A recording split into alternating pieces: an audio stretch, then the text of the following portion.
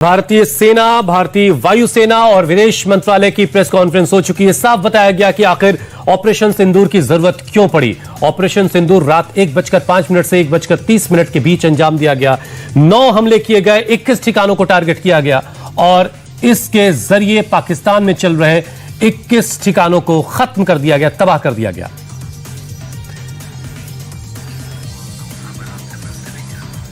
तो भारत ने पहलगाम आतंकी हमले का बदला इस तरीके से ले लिया है। देर रात पाकिस्तान पर भारतीय सेना ने स्ट्राइक की, 9 हमले किए गए और 21 ठिकानों को टारगेट किया गया।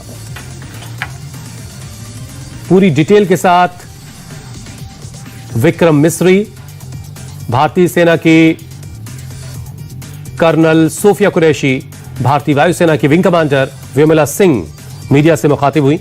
उन्होंने पूरी डिटेल बताई और बताया कि आखिर इस ऑपरेशन सिंदूर की जरूरत क्यों पड़ी और इन 21 जगहों को कैसे चुना गया टारगेट के लिए। इसका सटीक इंटेलिजेंस हासिल हुआ।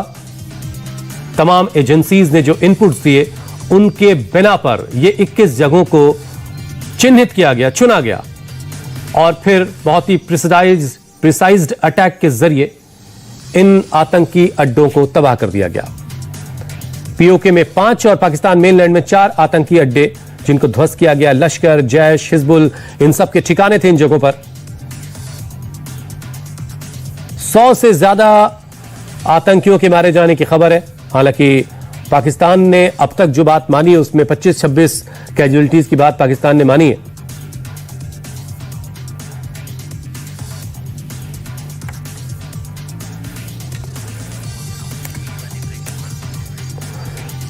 एक और बड़ी खबर आपको बता दें, गृह मंत्रालय सूत्रों के हवाले से बड़ी खबर आ रही है। सभी अर्धसैनिक बलों की छुट्टियां रद्द कर दी गई हैं।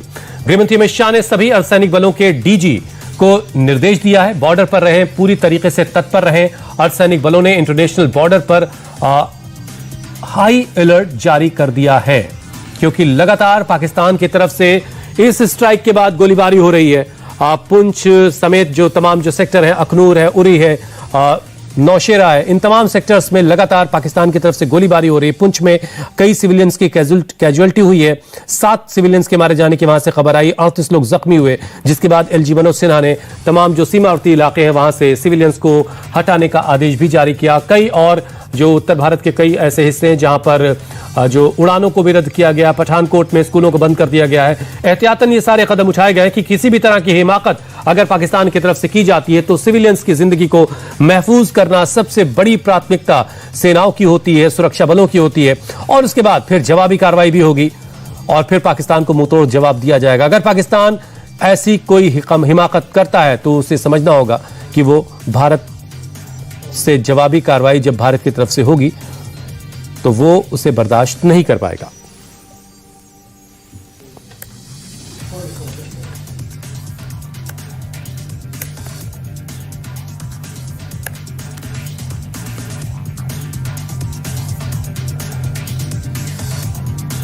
तो सभी अर्धसैनिक बलों की छुट्टियों को रद्द कर दिया गया है। अर्धसैनिक बलों के जो डीजी हैं उनको गृहमंत्री अमित शाह ने निर्देश दिया है कि अपने सभी जवानों की छुट्टियों को रद्द कर दीजिए और बॉर्डर पर जो लोग तैनात हैं उनको बिल्कुल अलर्ट मोड पर रहने के लिए कहा गया है।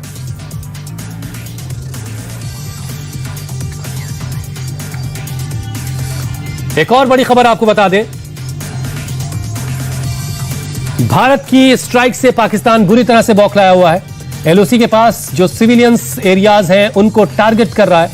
रिहायशी इलाकों पर पाकिस्तान की फौज की तरफ से गोलीबारी की जा रही है और इसमें कई कैजुअलिटीज की भी खबर है। पाकिस्तान की तरफ से तोप के गोले बरसाए गए हैं। पुंछ में पाकिस्तान की गोलीबारी की वजह से 7 लोगों की जानें गई हैं, 38 लोग जख्मी हुए हैं। एलजी मनोज सिन्हा ने बॉर्डर के इलाकों से नागरिकों को, सिविलियंस को हटाने का आदेश भी जारी कर दिया है।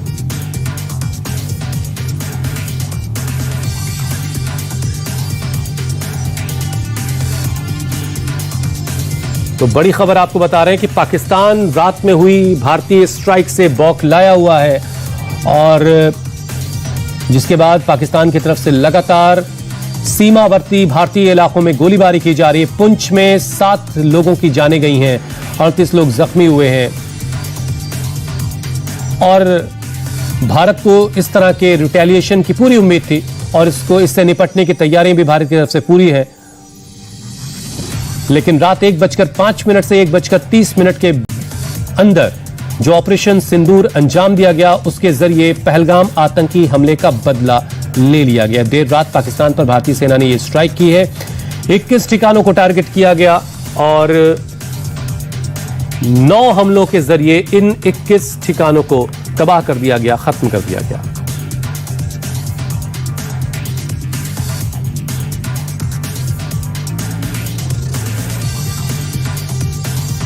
विदेश मंत्रालय, भारतीय सेना, भारतीय वायुसेना की तरफ से प्रेस कॉन्फ्रेंस में पूरी डिटेल बताई गई